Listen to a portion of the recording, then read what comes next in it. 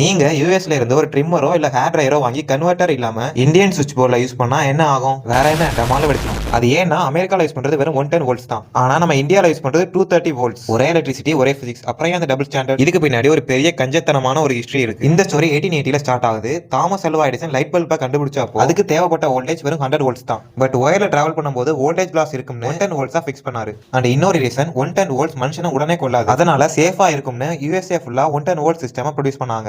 ஆனா அதே லைட் யூரோப்புக்கு வந்தப்போ அவங்க ஒரு கணக்கு போடுறாங்க. பிசிக்ஸை பொறுத்த வரைக்கும் வோல்டேஜ் கம்மியா இருந்தா கரண்ட் அதிகமா இருக்கணும். பட் கரண்ட் அதிகமா இருந்தா ரொம்ப திக்கான காப்பர் வயரை யூஸ் பண்ணி ஆகணும். பட் காப்பர் ரொம்ப காஸ்ட்லியானது. சோ யூரோப் நாம ஏன் வோல்டேஜ் டபுள் ஆக்க கூடாது அப்படின்னு 110 வோல்ட்ஸை டபுள் ஆக்கி 220 வோல்ட்டா மாத்தணும். இதனால கரண்ட் பாதி ஆகிடும். அண்ட் மெலிசான தின் ஒயரே போதும். அண்ட் செலவும் மிச்சம். அதெல்லாம் சரி, நம்ம இந்தியால எப்படி 220 வோல்ட்ஸ் யூஸ் பண்ண ஆரம்பிச்சாங்கன்னு பாத்தீங்கன்னா, இந்தியா பிரிட்டிஷோட ஆட்சியில இருந்தப்போ பிரிட்டிஷ்காரனுங்க எல்லாம் காப்பரை பண்றதுக்காண்டி அதே யூரோப்பியன் மெத்தட் தான் இந்தியாவுக்கும் கொண்டு வந்தாங்க. ஆனா அமெரிக்கா நாங்க ஆல்ரெடி எவ்வளவு டெவலப் ஆகிட்டோம். சோ இனிமே எங்களால வோல்டேஜ் லெவல சேஞ்ச் பண்ண முடியாதுன்னு 110 வோல்ட்லயே ஸ்டிக் ஆகிட்டாங்க. இந்த மாதிரி யூஸ்ஃபுல்லான இன்ஃபர்மேஷன் தெரிஞ்சுக்கிறதுக்கு நம்ம சேனலை சப்ஸ்கிரைப் பண்ணிட்டு, அண்ட் நீங்க யூஎஸ்ஏ ப்ராடக்ட் நம்ம இந்தியால யூஸ் பண்ணிருக்கீங்களா இல்லையா கமெண்ட்ல சொல்லுங்க.